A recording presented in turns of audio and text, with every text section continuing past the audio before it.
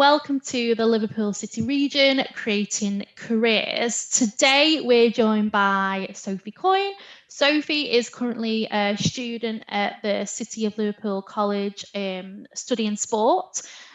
Sophie has been involved in sport, predominantly football and disabled football, for around about 13 years, if that's right.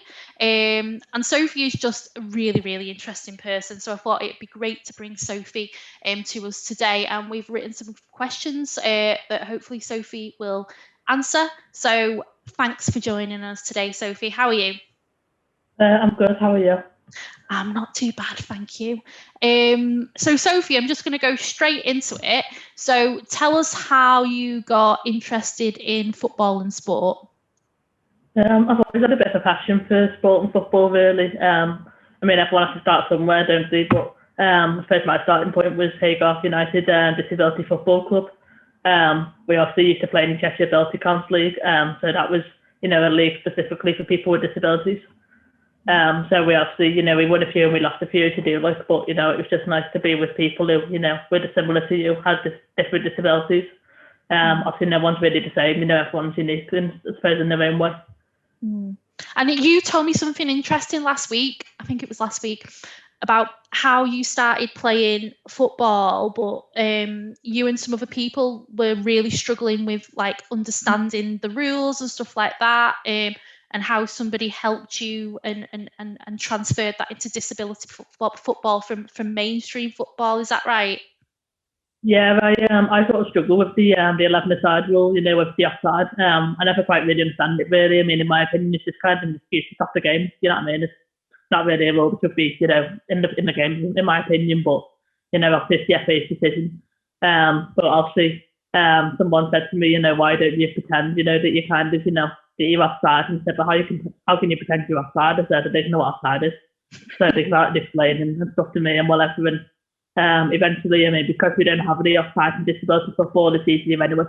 So we don't have to do any offsides, or you do have to get, fouls and stuff, so.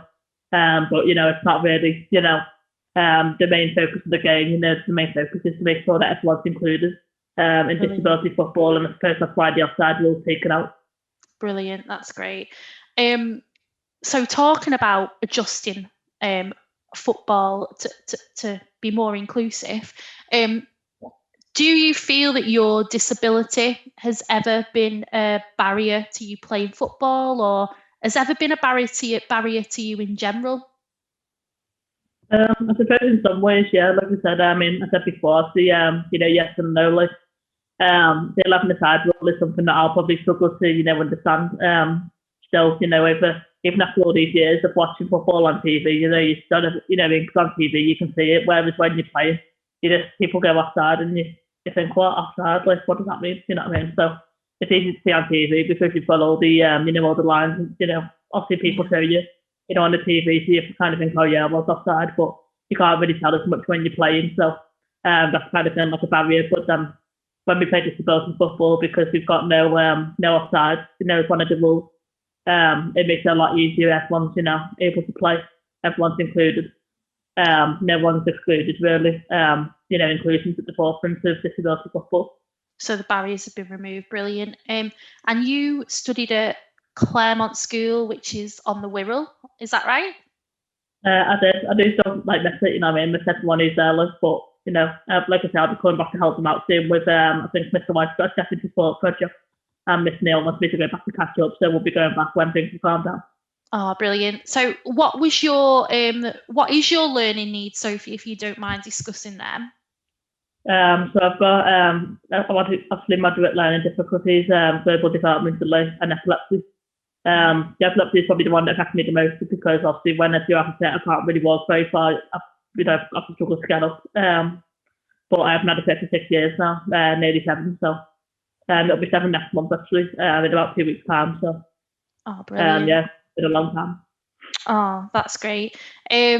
So could you tell us about the course that you're currently studying and what your future plans are? So at the moment, I'm studying the LCR Cambridge Technical Diploma in Sport and Physical Activity, which is being obviously studied at City of Liverpool College. I've been there for about 2 years now. Probably nearly 3 if I was staying in September, but obviously I'm leaving to go to John Moore's to do disability sports coaching and development in like a foundation degree, which will be done for 2 years, and then you get a third year to make it a full degree then into a full degree in sports coaching, which will be quite good. That'll help me in the future. So your future job, after you've been to John Moore's and done your degree, your future job, you want to be a disability sports coach and help others? Yeah, I basically want to remove the barriers because, obviously, I've been quite lucky, I've had all these people, but, some people with disabilities just kind of, like people think they're strange, they won't walk on the same side of the road, same side of the road as them really, like, and you just think, we're no different to anybody else, so I want to kind of be able to help them really and be on that same side. Even like being a disability sport development officer, you can still help with that, organising competitions and things like that. So even if I wanted, to go higher up, I'd probably, that'd be my second, probably most wanted job if I had a choice between the two.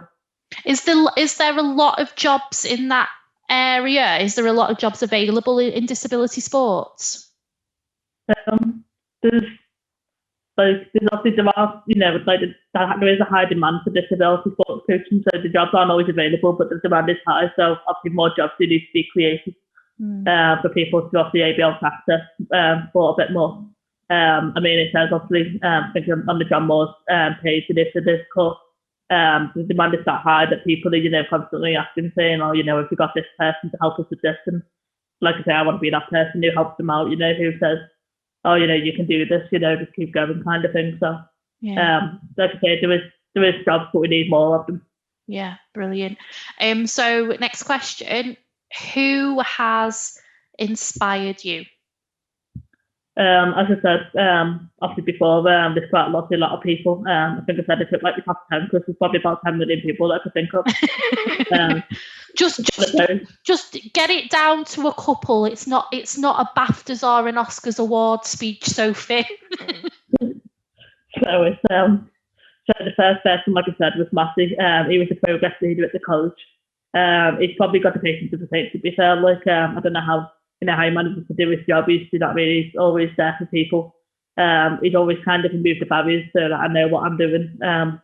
Even with the coursework, he'll say, oh, you need me to look at this first, and I'll be like, yeah, okay. He'll look at the work and he'll say, well, you need to say this and this first. And then obviously Brad did our health and safety exam was on Monday.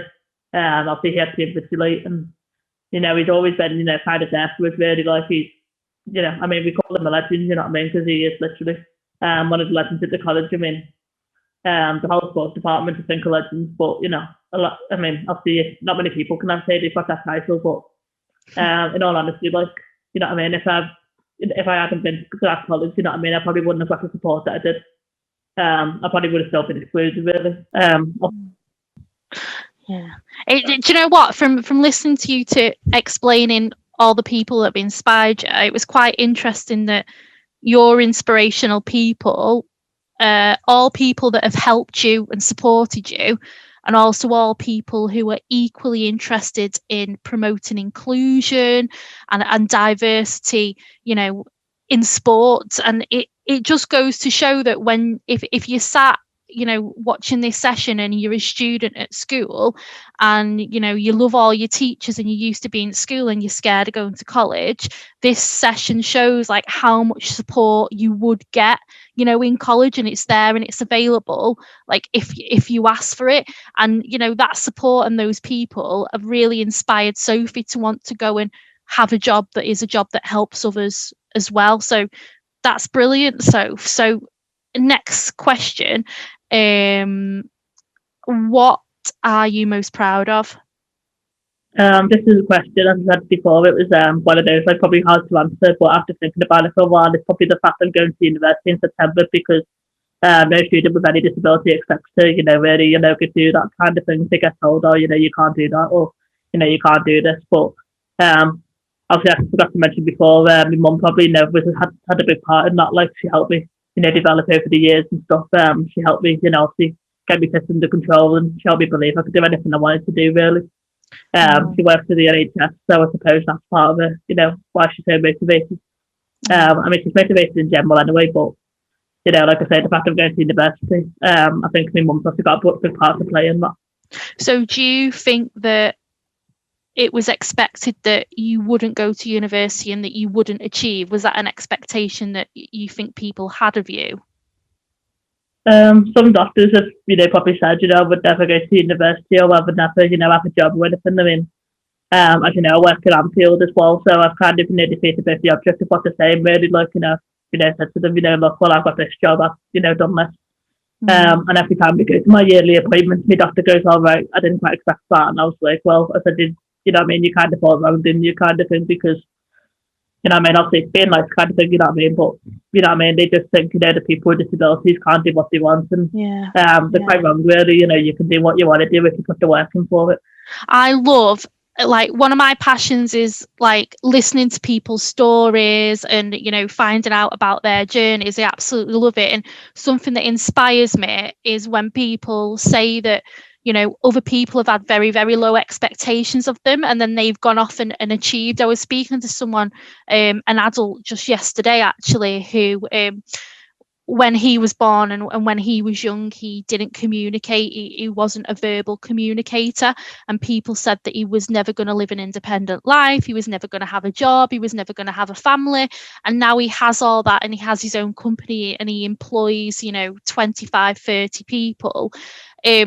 So for those young people who are sat in the classrooms or doing home learning at the moment, and people have said those same words to you, people have said it's unlikely that you're going to get a job, it's unlikely that you're going to go to college, it's unlikely that you're ever going to go to uni. Have you got any advice for them, Sophie? Well, I suppose to me on messages, like, you can do what you want, really, you know what I mean? You've got to put the work in. I mean, obviously, it's going to be harder for some than it is for others, you know, depending on what the disability is. But, you know, with the right support, you can get there. I mean, like I said, I've never expected to go to university, but with the help of, you know, from Claremont and the help from City Liverpool College, I suppose, you know, that's obviously one of the reasons, you know, that I've, you know, been so successful, really.